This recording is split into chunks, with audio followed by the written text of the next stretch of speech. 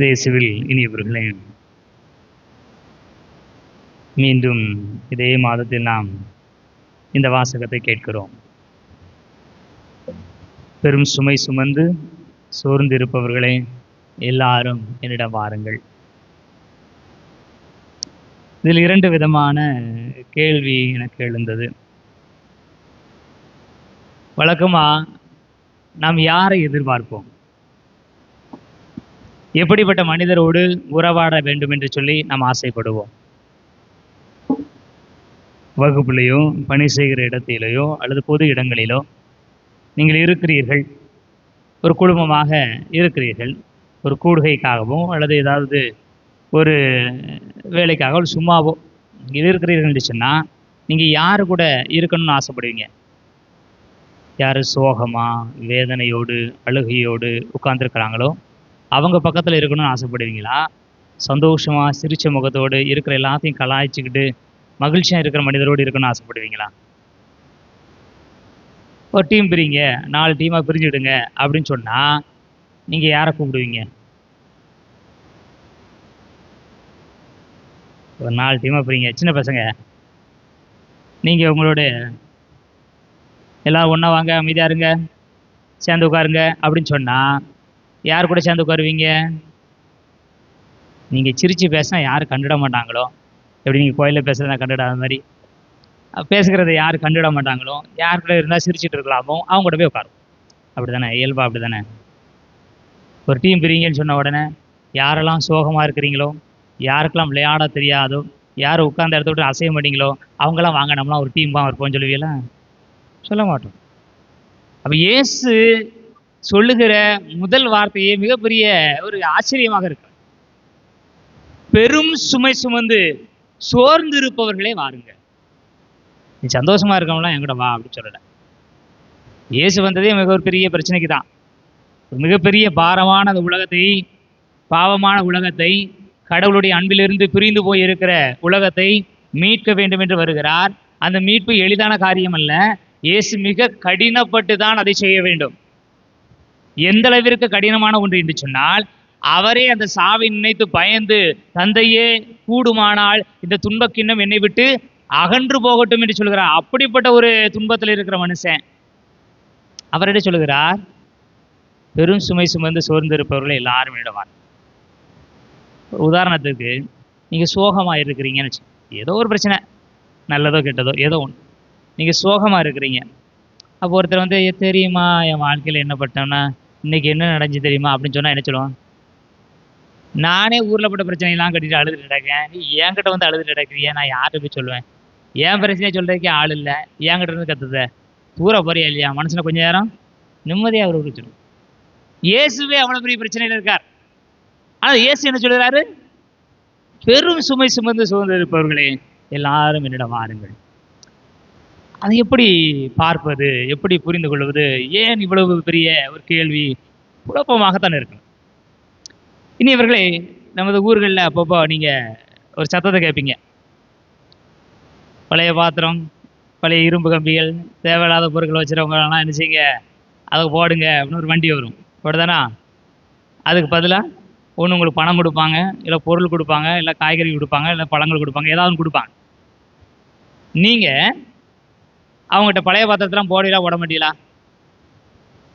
போட மாட்டீங்களா? போடும்.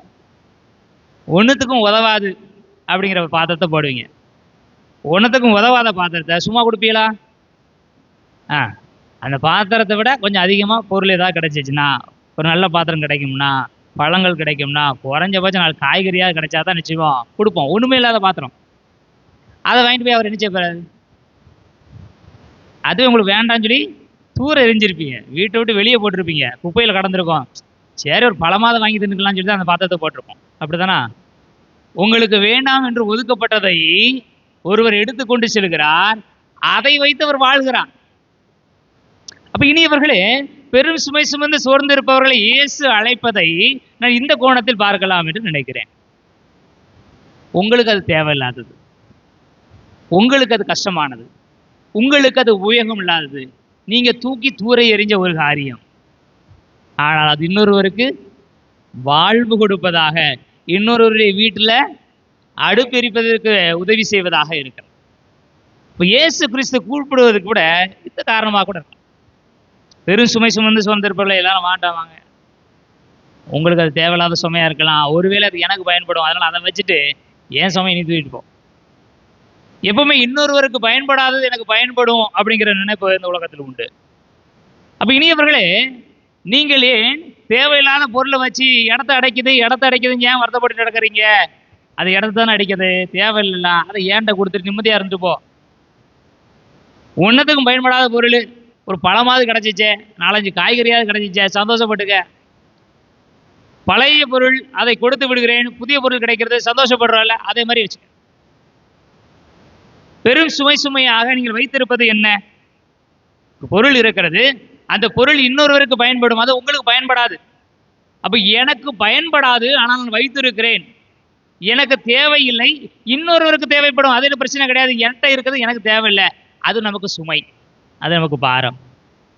அப்போ உங்ககிட்ட எது நீங்க வச்சுக்கிட்டு தேவையில்லைன்னு நினைக்கிறீங்களோ அதை என்கிட்ட கொடுங்க, உங்களுக்கு தேவையானது என்கிட்ட இருக்க வாங்கிக்கிடுங்க.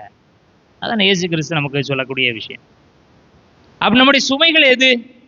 எது என்னிடம் இருந்தும் எனக்கு பயன் இல்லையோ, எது என்னிடம் இருந்தும் எனக்கு தேவையில்லாமல் இருக்கிறதோ, அதையும் கடந்து எதனுடைய பயனை உணர்ந்து கொள்ளாமல் நான் வைத்திருக்கிறேனோ அது பெரும் சுமை.